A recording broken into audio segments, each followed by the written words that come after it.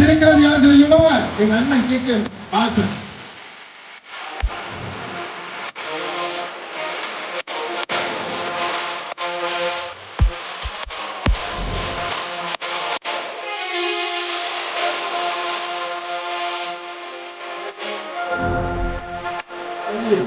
ஆனா நல்ல தொகுதியா 5 தொகுதியும் ஒதுக்கி கொடுத்திருக்காங்க. 3 தொகுதி அமைச்சர்களை எதிர்த்து நிக்கிறதுக்கு. அதனால ஜி.கே. வாசன் இப்ப ஒரு ஊரா போய்கிட்டு இருக்காரு. அந்த கூட்டணி கட்சியில நம்ம பொறுத்த வரைக்கும் இன்னைக்கு வரைக்கும் நம்ம வெற்றி பெற்ற தொகுதிகளை மட்டும் சொல்றேன். ஜி.கே. வாசனுக்கு கொடுத்த 5 தொகுதிகளிலும் தமிழ் மாநில காங்கிரஸ் டெபாசிட் தொகையை வாங்க போகிறது கிடையாது. இது உண்மையில் நடக்க போகிற உண்மை. அடுத்து எங்க அண்ணன் 11 தொகுதி வாங்கியிருக்கான். டிடிவி தினகரன் அண்ணன் உண்மையிலேயே நல்ல தொகுதியை ஒதுக்கி கொடுத்திருக்காங்க. அப்புறம் என்ன செய்யறது, தோப்போன்னு தெரியும். கொடுத்ததை வாங்கிட்டு ஒரு 11 தொகுதியில நம்ம ஜெயிச்சிருக்கோம். 11 5 16. அடுத்ததா ஒரு 27 தொகுதியில தாமரை நிக்கி. அவங்க கன்னியாகுமரி மாவட்டத்தில் மட்டும் 6 தொகுதியில 5 தொகுதியில நிக்கான். என்னடான்னு கேட்டா வேற எங்கேயும் தாமரை மலர்றது, கன்னியாகுமரி கடல்லையாவது மலர்றதுக்கு வாய்ப்பு இருக்கான்னு பாப்போம்னு சொல்லி 6ல் 5 வாங்கலாம். நமக்கு வந்திருக்கிற தகவல் கன்னியாகுமரியில இந்த முறை தாமரையை தூக்கி கடலில் வீசுவதற்கு மக்கள் தயாராகி விட்டார்களே தவிர தாமரையை மலர வைப்பதற்கு எந்த விதத்திலும் வாய்ப்பு கிடையாது. ஆக 11 5 16 இது ஒரு 27 43. இப்ப அதிபுத்திசாலி எங்க அண்ணன் அன்புமணி ராமதாஸ் தான். என்னைக்குமே பிஜேபியை பத்தி ஒண்ணு புரிஞ்சுக்கோங்க.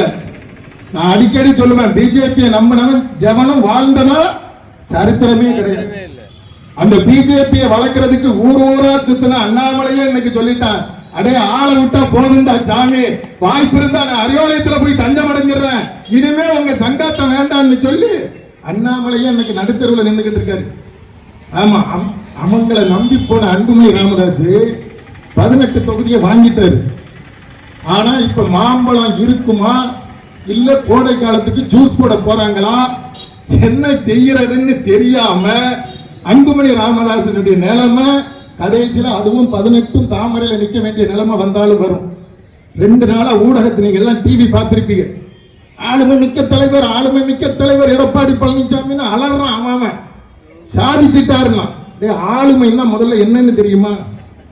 ஆளுமைன்னா என்னன்னு முதல்ல புரிஞ்சுக்கோங்க. இந்த நாட்டில் கொரோனா என்கிற கொடிய தொற்று நோய் வந்தது அல்லவா, அது தமிழ்நாட்டில் மட்டுமல்ல உலகமெங்கும் வந்தது. உலகமெங்கும் வந்த கொரோனா நோய் சீனாவில் தான் முதலில் வந்தது. சீனா என்பது ஒரு வல்லரசு நாடு. ஆனால் 10,000 கொரோனா படுக்கைகளை தயாரிப்பதற்கு சீன நாட்டின் அதிபர் எடுத்துக்கொண்ட நாட்கள் 3 மாத காலம். தமிழ்நாட்டிலும் கொரோனா வந்தது பழனிசாமி ஆட்சி காலத்தில்.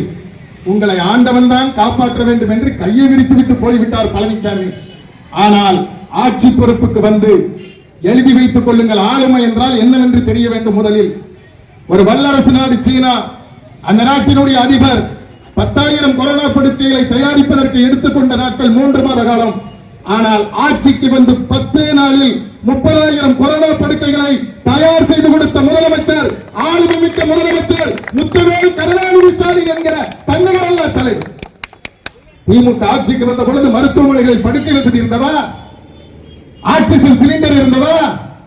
அத்தனையும் உருவாக்கி கொரோனாவில் இருந்து தமிழ்நாட்டு மக்களின் உயிரை பாதுகாத்து கொடுத்த ஆளுமை மிக்க முதலமைச்சர் என்று சொன்னால் அது நம்முடைய முதலமைச்சர்.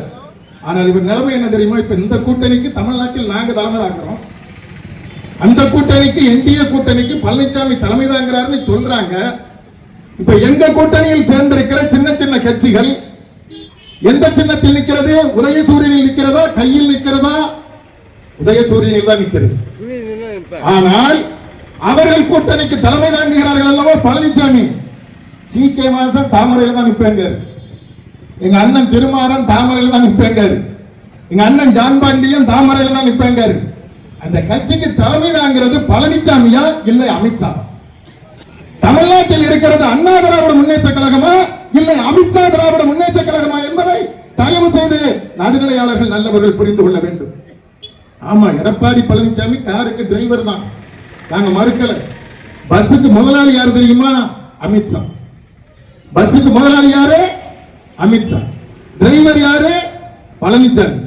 ஆக்சிலேட்டர் மிதிக்கிறது யாரு தெரியுமா? எங்க அண்ணன் அன்புமணி. வட்ட திறக்கிறது யாரு தெரியுமா? எங்க அண்ணன் ஜி.கே. வாசன். கிளர்ச்சி மிதிக்கிறது யாரு தெரியுமா? அது 2 பேர் மிதிக்காங்க. அந்த கூட்டணியில் இருக்கிற யார் இருக்கா?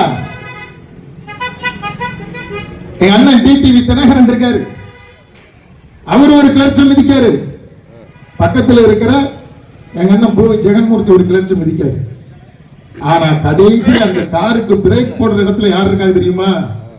பியூஷ் கோயல் என்கிற பாரதிய ஜனதாவை சேர்ந்த ஒரு அமைச்சர் இருக்காரு. அந்த பஸ்ல ஏறினா ஒழுங்கா போய் பயணம் செய்ய முடியுமா? நீங்கள் எழுதி வைத்துக் கொள்ளுங்கள், இந்த தேர்தலில் 3 பஸ் உங்களை தேடி வரும். ஒண்ணு அமித்ஷா விட்டு இருக்கிற சுந்தரா டிராவல்ஸ் என்கிற ஒரு ஓட்டை பஸ், அத பழனிசாமி ஓட்டிக்கிட்டு வர. இன்னொரு சொகுசு வாகனம் வந்தது, சனிக்கிழமை மட்டும்தான் அது வரும். ஆமா, அந்த வாகனத்தை பார்த்தாலே விஜய் அந்த வாகனத்து மேல ஏறினா எருமாட்டு மேல யம வந்த மாதிரியே இருக்கியா.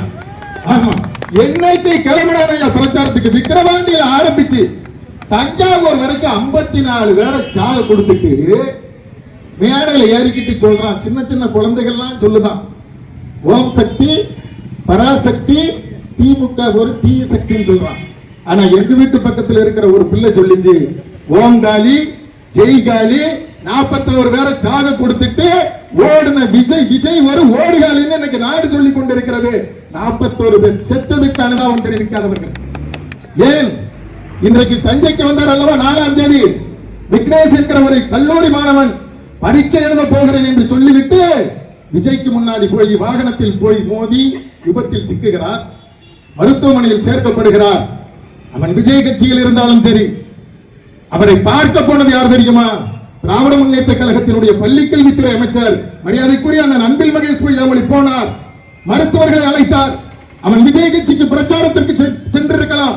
நாளை பிழைத்து வந்ததற்கு பிறகு விஜய் கட்சிக்கு கூட ஓட்டு போடட்டும், ஆனால் அவனுக்கு ஆகிற மருத்துவ செலவு முழுவதையும் திராவிட முன்னேற்ற கழகம் ஏற்றுக்கொள்ளும், உரிய சிகிச்சை அளியுங்கள் என்று சொன்ன பேரியக்கம் திமுக. ஆனால் துரதிர்ஷ்டமாக அவன் மரணத்தை தழுவிவிட்டான். ஒரு மாலை வைத்து அஞ்சலி செலுத்துவதற்கு தமிழக வெற்றி கழகத்தில் ஆள் கிடையாது. வந்திருக்கிறவர்கள் சொல்லுங்கள், இது தேர்தல், இது ஏதோ விளையாட்டான காரியம் அல்ல. இது ஏதோ தேர்தல் 5 ஆண்டுக்கு ஒரு முறை வருகிறது போகிறது என்று எண்ணி விடாதீர்கள்.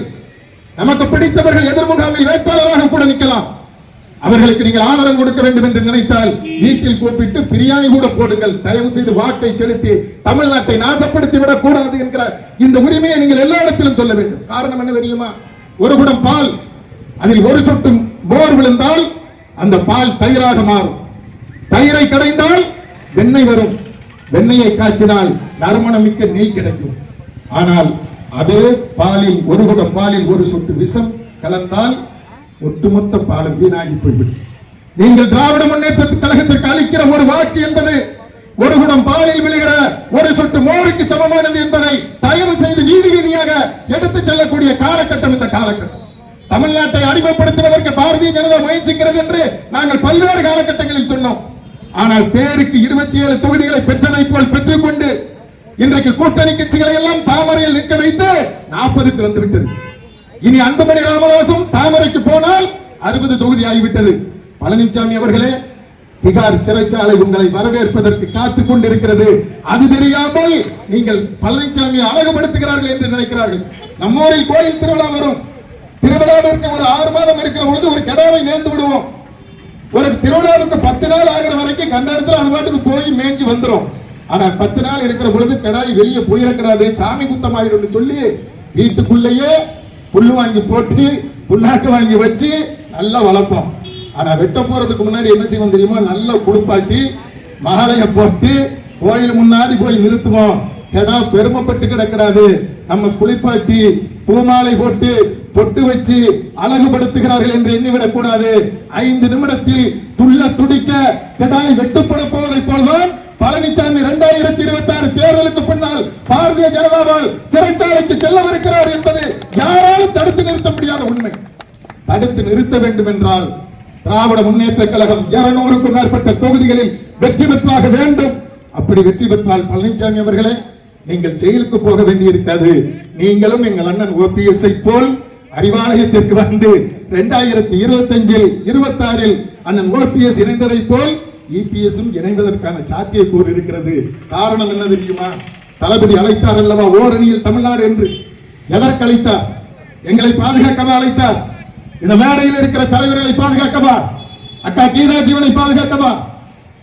மேயர் அண்ணன் ஜெகன் பெரியசாமியை பாதுகாக்கவா? மாநகர செயலாளர் அண்ணன் ஆனந்தசேகரனை பாதுகாக்கவா?